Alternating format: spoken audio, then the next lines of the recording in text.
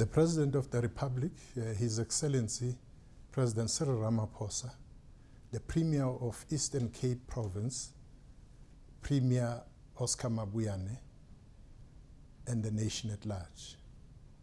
It is with a great sense of humility and duty that I briefly share my thoughts with you on this auspicious occasion as we commemorate the 2021 Human Rights Day, and I'm equally delighted that momentarily I shall have the honor to invite His Excellency the President to address us. Before his address, however, I thought it would be necessary that I remind all of us about what brought us here in the first place. In other words, we must understand the historical context behind the commemoration as well as the bigger goal of cohesion and national unity we seek to collectively achieve through the commemorations such as Human Rights Day. It should not be forgotten that the genesis of Sharpeville anti-pass protest of 1960 was part of and also had been inspired by the broader liberation movement's leadership collective of the time, as evidenced by the Defiance Campaign launched late in the 40s. The Defiance Campaign was a mass mobilization effort across society against all unjust laws, inspired by the rise of the National Party to power in 1948.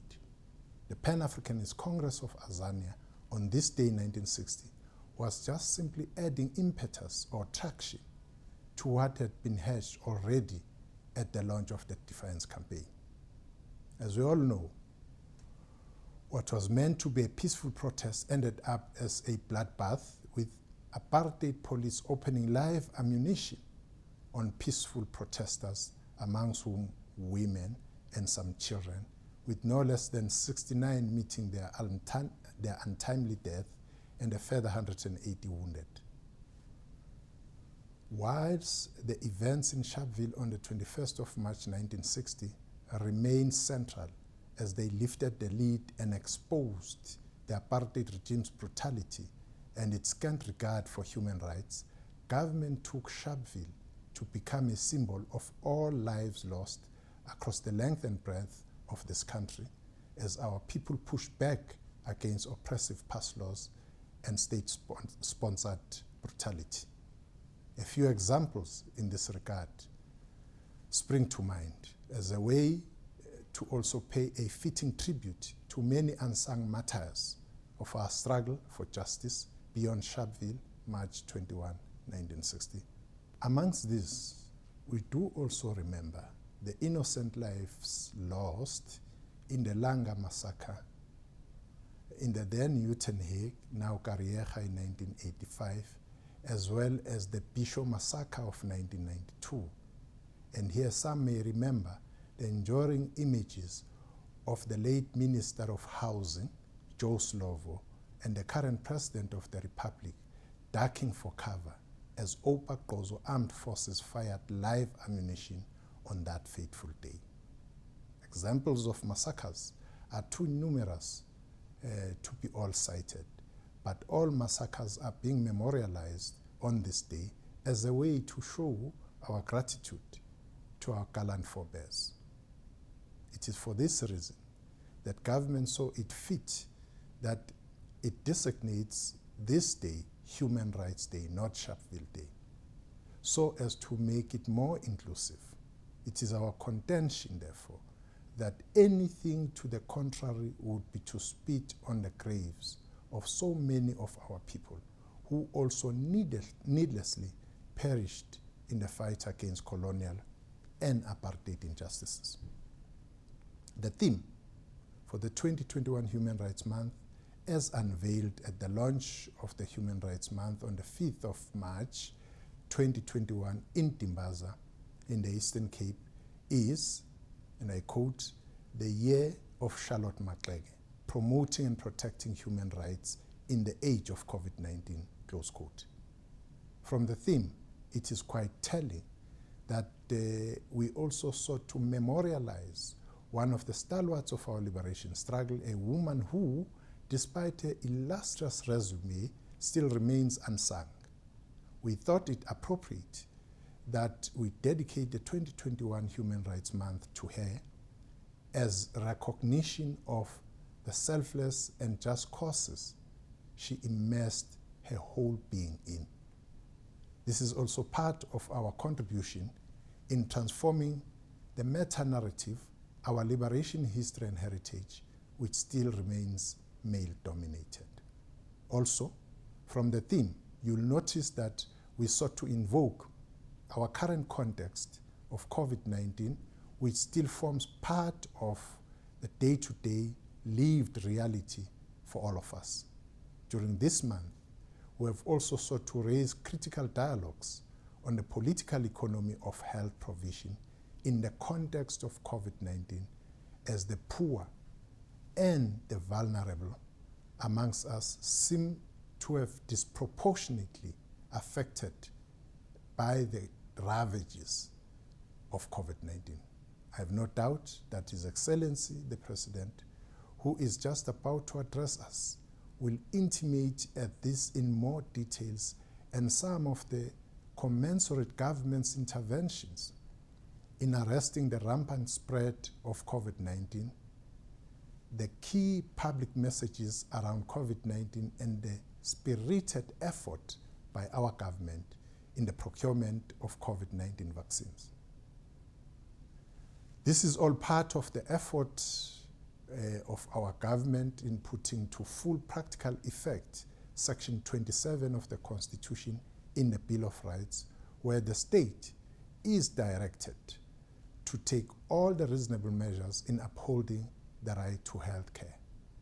With that, it is now my absolute pleasure and delight that I invite His Excellency, President Cyril Ramaphosa, to address us. Mr. President.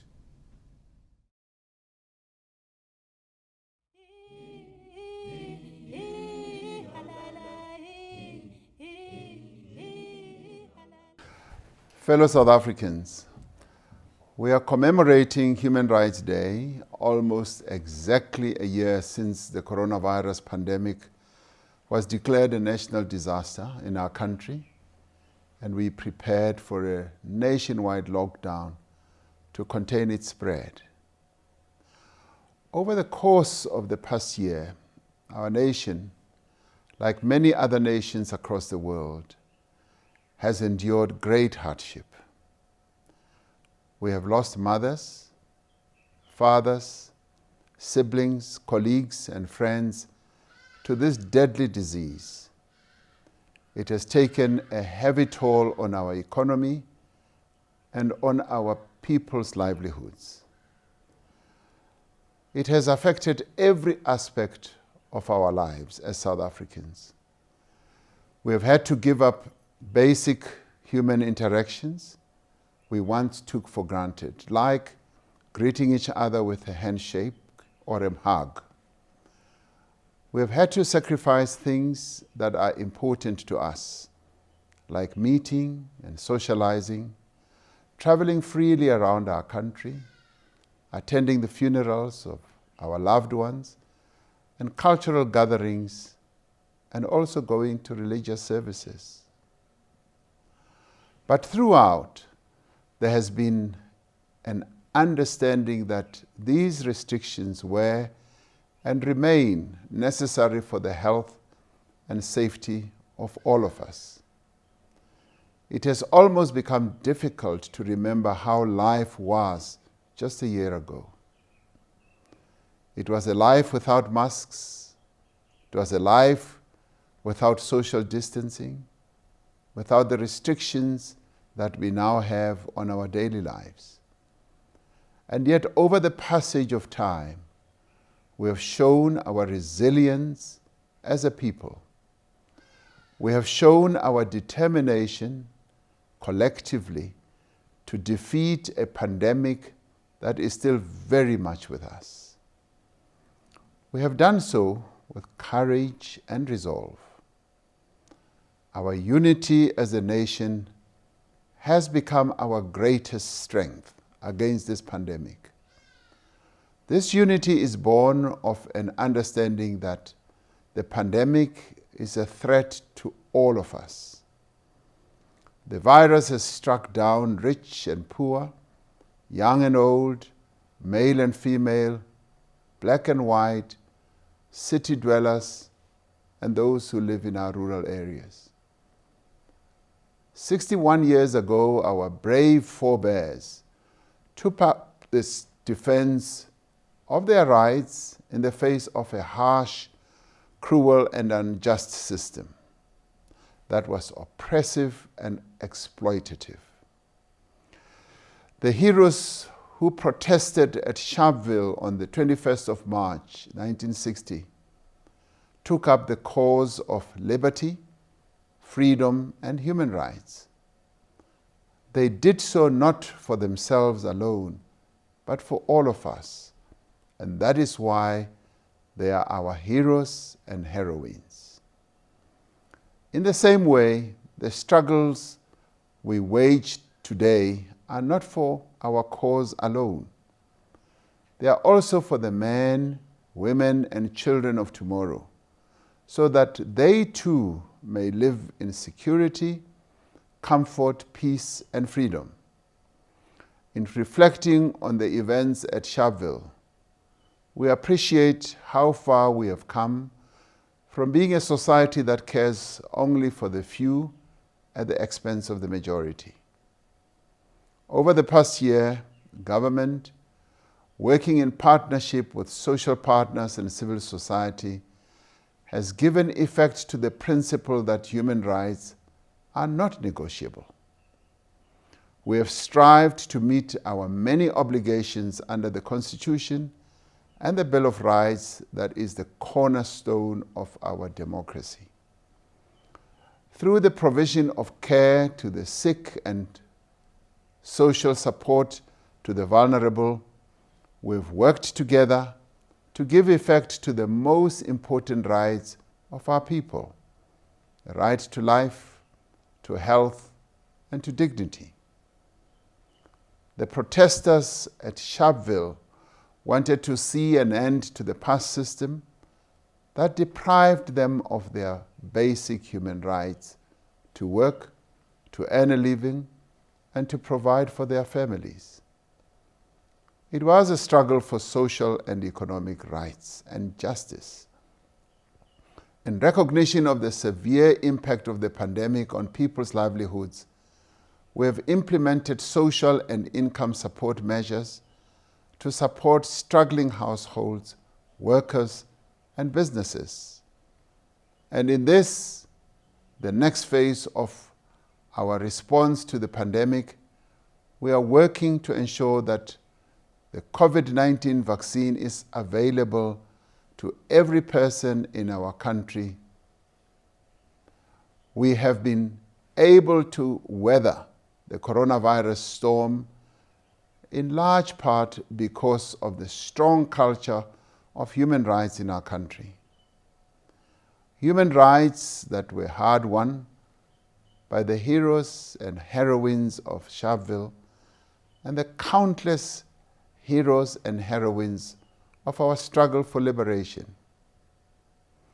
They were firm in their conviction that freedom for some is freedom for none, and that nobody must be left behind when it comes to exercising their basic human rights. It was at Sharpeville that President Nelson Mandela signed our democratic constitution into law 25 years ago. The Constitution is a shade and a shelter for all our people. As we said at the time, the Constitution is one law for one nation.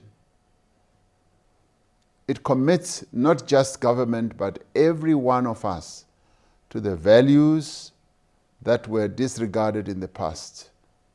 The values of human rights, of fair and decent treatment, of tolerance of difference, and of appreciation of our common basic humanity. We are now in the phase of reconstruction and recovery. We are working to build a new economy that promises equal opportunity for all. In doing so, let us remember that this is a struggle for all of us that is far greater than ourselves. It is not a fight for our own piece of bread, for our own job to be saved, or for our own health and safety. It is a fight to preserve our common humanity. And it means that we must all work together, whether as government, labor, business, or communities. We must rebuild a society that is better than the one that came before it. We must become a society that is free from poverty, hunger, and deprivation. We must become a society where men and women and children are free from violence and where their rights are protected. We must become a society where young people are able to realize their full potential, where they are not doomed to lives of despair, poverty, because they cannot afford an education or because there are no jobs for them. We must be a society of equal opportunity for all, regardless of one's race, sex, sexual orientation, or whether one is able-bodied or a person with disabilities. Yes, we must be a society where quality health care, education, and basic services are provided to our people regardless of whether they live in a village or in a town or a city. We must be a society where the land is owned not by a few, but where all access is given to our people for land, development, and progress, and for self-upliftment. Above all, we must be a society that recognizes the dignity of every individual and the role of every man, woman, and child in building a better future. This is the promise of our Constitution. And as we work to rebuild our economy and our society, we must strive to make this promise a reality in the lives of our people. Advancing human rights is the responsibility of all of us. Though we may have our own differences, we have far more in common. We share a common goal to defeat the pandemic. We have a common vision. It's a vision of a better, more inclusive society. Above all, we have a common cause, that of a South Africa of equality, prosperity, freedom, and human rights for all. To all South Africans, to all those who call this great, beautiful land their home, I wish you a healthy, happy, and peaceful Human Rights Day. I thank you.